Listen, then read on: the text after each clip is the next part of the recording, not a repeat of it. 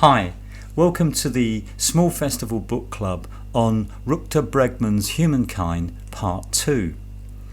Last week I set out the first of two videos setting out a summary of his arguments with particular attention to, firstly, his critique of veneer theory, and secondly, in the numerous examples of kindness and self-organisation that suggest another world is possible. Today, in this second video, I will move to critique these arguments, and in broad terms I'll argue that the book is positive, informative and enjoyable, but also problematic and misleading. And these two different positions between its positive and negative qualities, I think, reflect the hybrid nature of the book. Because this is a book with many elements. It's part academic argument seeking to critique the various forms of what Bregman calls veneer theory. It's part polemic and manifesto looking to inspire through examples of trust and human possibility. And it's part commercial product hoping to attract interest through an accessible and storytelling style. And I think there's a tension between each of these. Though it's the tension between the academic and the polemical elements of the book where I think most of its strengths and weaknesses can be found. And I'm going to set these out in two parts, presenting three strengths and three weaknesses in each. Its strengths are its antidote to cynicism and the contribution it makes both to the politics of hope and to popular social science. Its weaknesses are that it is selective, subjective and lacking in rigour, which ultimately lead to what I'll argue is an essentialist idea of human goodness. However, when it comes to weighing up these strengths and weaknesses, whether its flaws in argument outweigh its refreshing reminder of human potential, is perhaps a matter of personal choice. For my part, I remain critical but appreciative of a flawed but stimulating book. So, beginning with part one and the first of its strengths, Humankind might be seen as an antidote to cynicism. And here, perhaps the greatest contribution of the book is to challenge two things. Firstly, preconceived ideas, and secondly, the corrosive power of cynicism. And one of the most damaging cluster of such ideas is the widely held view that humanity is depraved and sinful, and which, as argued last week, is articulated in religious conviction, in science, in political philosophy, in economics, and echoes throughout our culture, all of which comprises for what Bregman calls veneer theory. And in tackling this head on, Bregman is refreshing, courageous and persuasive, deconstructing a mythology about our nature that is cynical, paralysing and deeply damaging. At this moment in history, the survival of our species requires inspiration and vision, and here is a contribution to this. As such, it is also a contribution to the politics of hope. And this is a politics that must begin with the question of human nature, because since Plato, a singular, essentialist and empirically wrong conception of human nature depicting us as corrupt and dangerous has been a consistent justification for authoritarian government and inequality. And it's also the bedrock of the worst kinds of conservatism and a constant argument against progressive politics. And Bregman is right to expose these ideas as spurious and manipulative. And the critique he offers on this is mostly extensive and rigorous.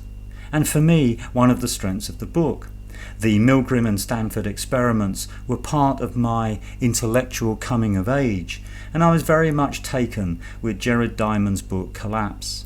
And it's refreshing to return to these texts, which I've always taken at face value.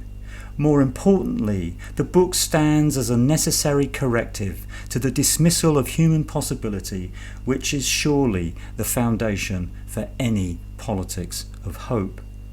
As well as this, the book is also a contribution to popular social science, following books like Noah Harari's Sapiens and Jonathan Haidt's The Righteous Mind, both of which offer rich introductions and a really good historical overview of how the disciplines of philosophy, sociology, psychology and neuroscience have understood our human nature.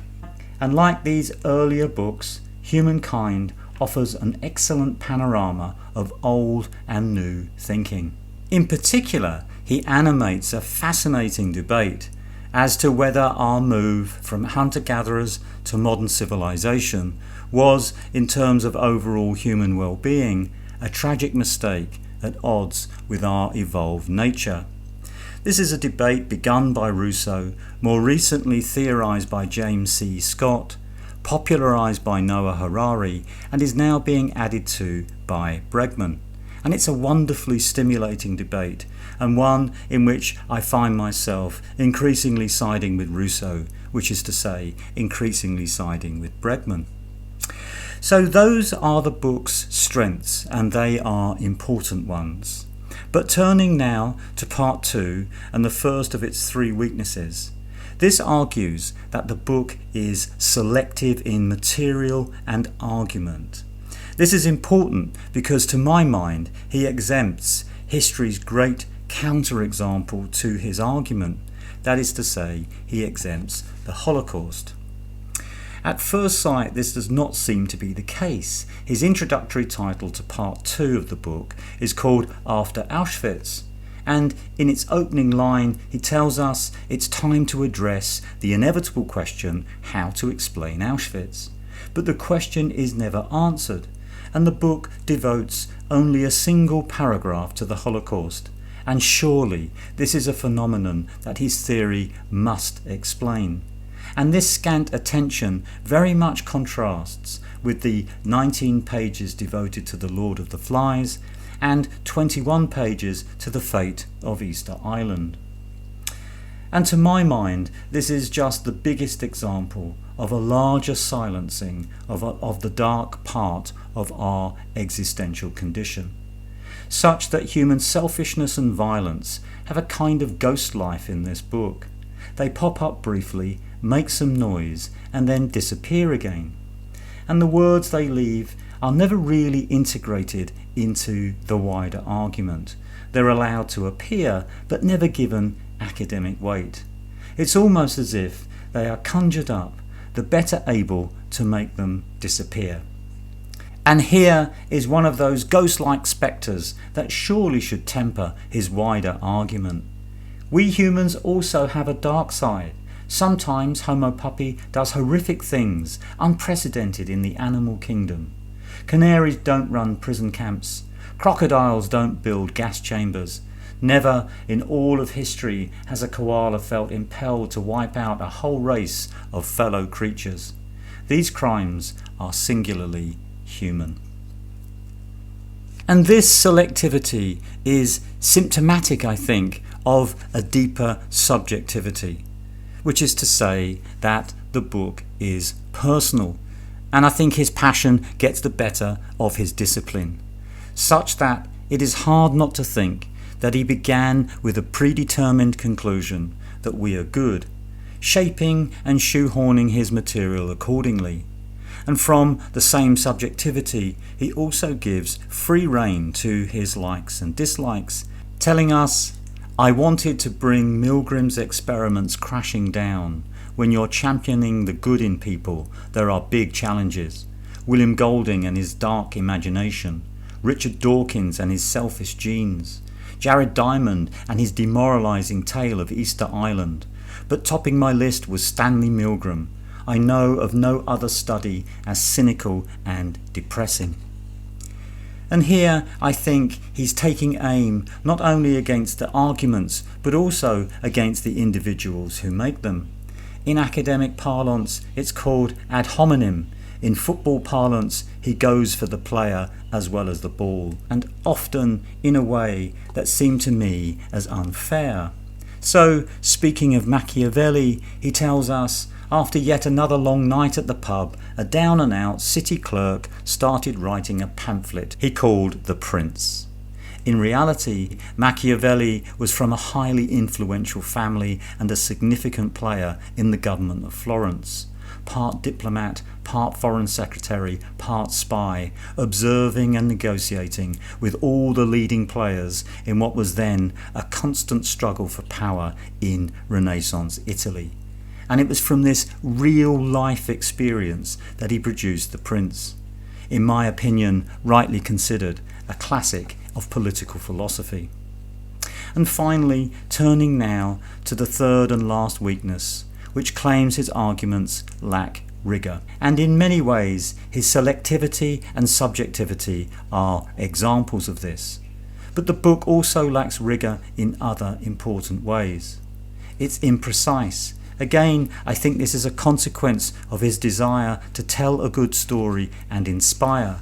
But as we've seen with Machiavelli, his popular style tends towards simplification, often describing complex processes with theories, concepts and claims, sometimes so compressed they are drained of all nuance and precision. And it's also contradictory in a number of different ways. There's contradiction in overall argument, where he consistently proclaims us to be good, while intermittently reminding us we are not. There's contradiction in individual points raised. He tells us the Enlightenment is rooted in a grim view of human nature, but later asserts Enlightenment authors were not cynics at all, and certainly these lovers of human dignity cannot be called cynical. There's also a contradiction in his overall message, so that Bregman's narrative seems to lead many readers to believe that Milgram's experiments were scientifically rejected and proven to be misleading. But in one of those ghost-like appearances that seem to state the opposite of what he's arguing, he tells us, psychologists the whole world over have replicated his shock experiment, and as much as there is to criticise about these studies, the uncomfortable fact is that over and over again the outcome is the same. Another related problem and another feature of subjectivity is overstatement. And just as authors and arguments he dislikes sometimes seem marginalised and misrepresented, those he agrees with sometimes seem overemphasised and overstated. So he tells us that Ludmila Trut, the young assistant to Professor Dmitry Belayev, who would make a dog out of a fox, would unravel the very origins of humankind. And Jos de Blok's ideas on intrinsic motivation were so revolutionary they're on a par with cracking the mystery of DNA. It is in moments like these where the book moves from the academic to the polemic, and that is to say, its desire to tell a good story and inspire gets the better of precision and consistency. And finally, despite the many qualifications along the way, ultimately Bregman seems to replace one essentialist conception of human nature, that we are bad, with another essentialist conception of human nature, that we are good. But it seems to me that human possibility is complex and nuanced, and our understanding of that possibility should be equally complex and nuanced. And such an approach would, I think, likely conclude that human possibility runs the range of our good-bad potential, and context, circumstance and situation are decisive as to whether our best or our worst might be realised.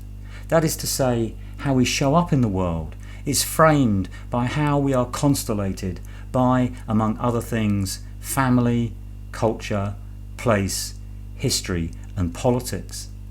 And as with our capacity for evil, this is acknowledged by Bregman but not integrated into his argument. He recognises, for instance, the profound consequences of our move from hunter-gathering to fixed agriculture, but gives no emphasis to this in the case he's trying to make. And I know of no better demonstration that context frames our possibilities than the groundbreaking book Ordinary Men by Christopher Browning, based on war crime testimonies of 210 men from a reserve police battalion recruited from ordinary jobs, too old for the army and with no training or indoctrination, who went on to kill 83,000 Jews in 1942. And not only did the majority of these reserve policemen freely participate in massacre, a significant minority learnt to enjoy it. This is how Browning puts it. The commander gave them a speech, set out a series of justifications, and then ended his speech telling the men, those of you who don't feel up to it do not have to take part. Very few people took up the offer, and the more I looked into who the people in this battalion were, it was clear that they were the least likely, very unlikely people in Nazi Germany to become killers on the behalf of Hitler. If you were trying to find a group least likely in Germany to become Hitler killers, it would have been middle-aged working-class people from Hamburg.